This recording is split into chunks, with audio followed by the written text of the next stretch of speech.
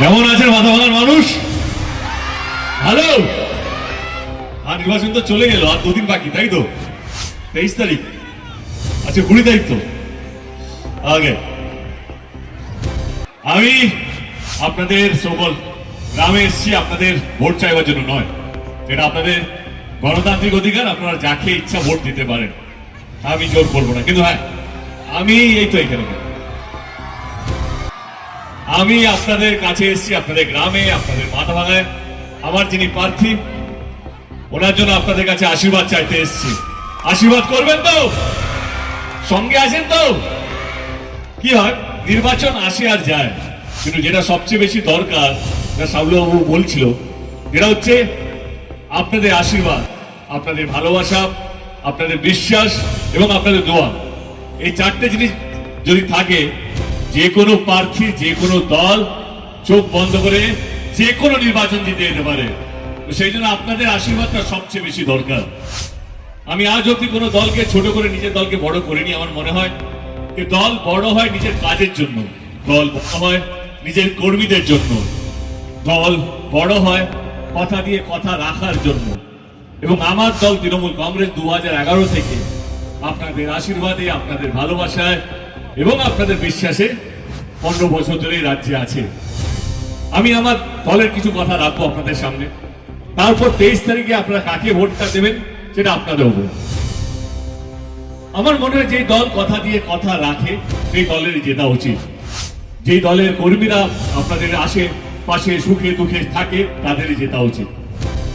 2011 থেকে আমাদের সরকার এই রাজ্যে আছে, 2011 থেকে আমরা 2021-এরই কথা বলুন।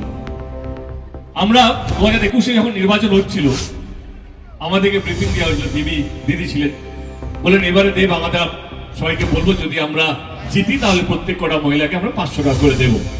সেই প্রকল্পের নাম ছিল লক্ষ্মীর ভান্ডার।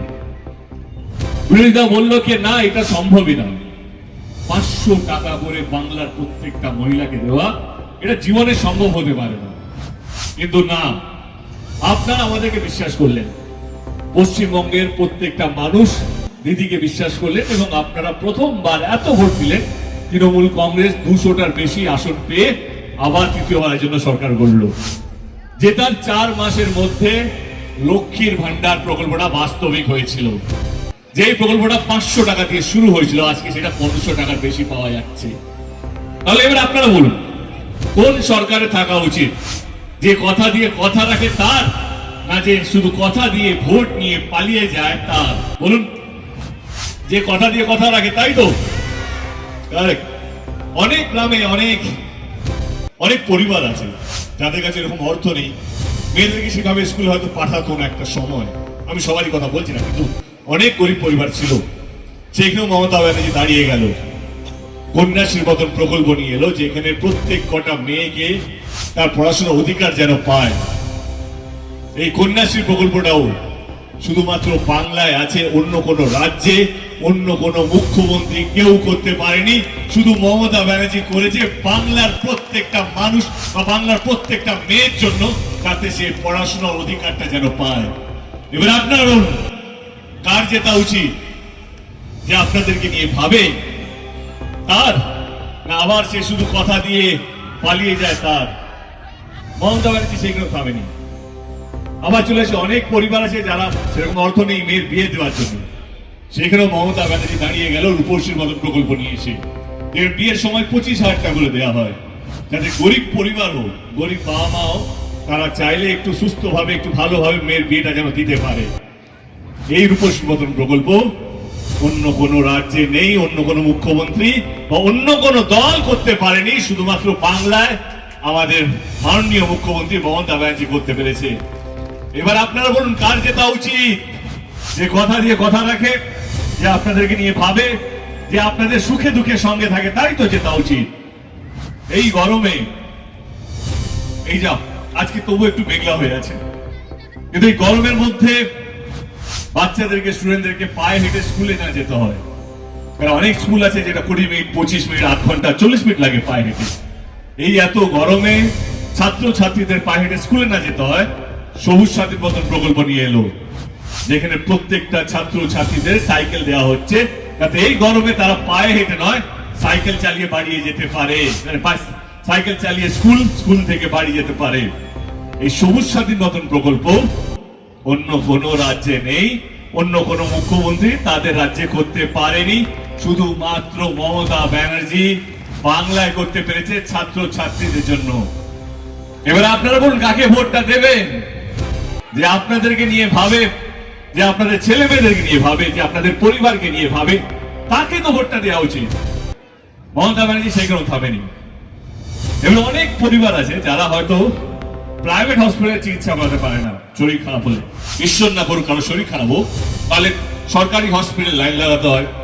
এবার অনেক ক্রিটিক্যাল অপারেশনের জন্য কখনো 10 দিন টাইম লাগে, কখনো 15 দিন অ্যাপয়েন্টমেন্ট পেতে টাইম লাগে, বা কখনো মাস 2 মাসও লেগে যায়।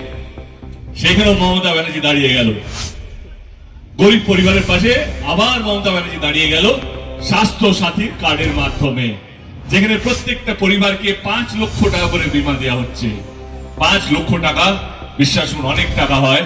5 লক্ষ টাকা করে এক একটা পরিবারকে বীমা দেওয়া হচ্ছে, যাতে গরিব মানুষের যদি শরীর খারাপ হয় তারা চাইলে প্রাইভেট হসপিটালে গিয়েও চিকিৎসা করাতে পারে, বেসরকারি হসপিটালে গিয়েও চিকিৎসা করাতে পারে।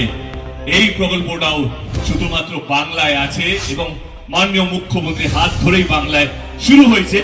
এরকম কোন প্রকল্প অন্য কোন রাজ্যে, অন্য কোন মুখ্যমন্ত্রী এবং অন্য কোন দল করতে পারেনি। শুধুমাত্র তৃণমূল কংগ্রেস এবং মমতা ব্যানার্জি বাংলার প্রত্যেকটা মানুষকে নিয়ে করেছে। এবার আপনারা বলুন কার জেতা উচিত?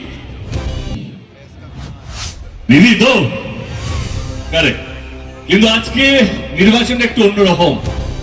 আজকে নির্বাচনটা শুনলে মনে হচ্ছে ধর্ম নিয়ে নির্বাচন হচ্ছে। আমরা বড় বড় নেতাদের মুখে শুনেছি, এর মধ্যেই শুনেছি আমরা যে আপনারা আমাকে ভোট দিন, আমরা বাবরি মসজিদ করবো। শুনেছেন তো আপনারা? কেউ বলছে আমরা রাম মন্দির বানিয়েছি, আমাদেরকে ভোটটা দিন। আমি না মাঝে মাঝে ঘুরিয়ে ফেলি এই নির্বাচনগুলো কিসের জন্য। কতগুলো, আমি ধর্মকে রেসপেক্ট করি, যেই ধর্মেরই হোক না কেন। আমার মনে হয় ধর্ম সব, মানে ঠাকুর সবার, ধর্ম ডেফিনেটলি আমাদের একটা কি বলবো অহংকার, একটা ভালো লাগার জায়গা, বিশ্বাসের জায়গা। আসছি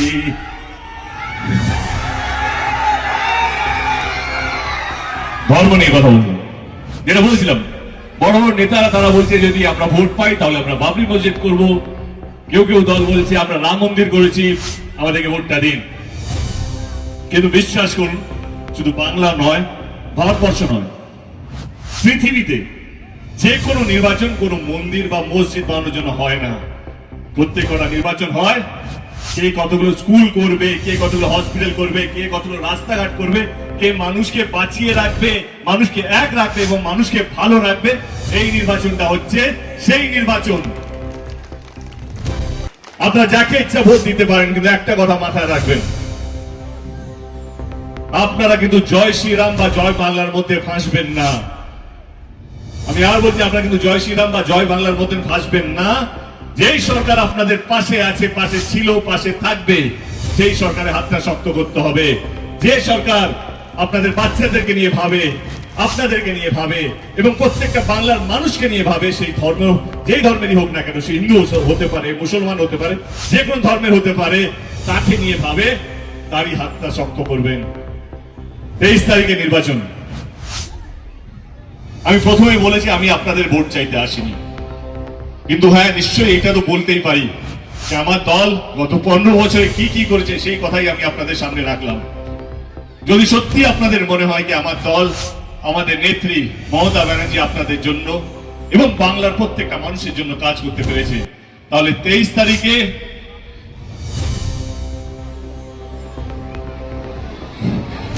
তারিখে যদি আপনাদের মনে হয় যে আমাদের দল, আমাদের নেত্রী শুধু আপনাদের জন্য নয়, বাংলার প্রত্যেকটা মানুষের জন্য কাজ করতে পেরেছে, তাহলে ইভিএম মেশিনে সাবলু বাবুকে 5 নম্বর বাটন টিপে বিপুল ভোটে জয়যুক্ত করবেন। আবার বলছি, ইভিএম মেশিনে 5 নম্বর বাটন টিপে সাবলু বাবু এবং দলের হাতটা শক্ত করবেন। আমি একটাই কথা বলতে পারি, উনি এখানকার ভূমিপুত্র, উনি আপনাদেরকে বেশি দূরে যেতে হবে না, না 3 ঘন্টা না 2 ঘন্টা, কাছেই ছেলে, বাড়ির ছেলে, গ্রামের ছেলে। আপনাদের ওর হাতটা শক্ত করুন, দেখবেন ও আপনাদের কোথাও ছেড়ে যাবে।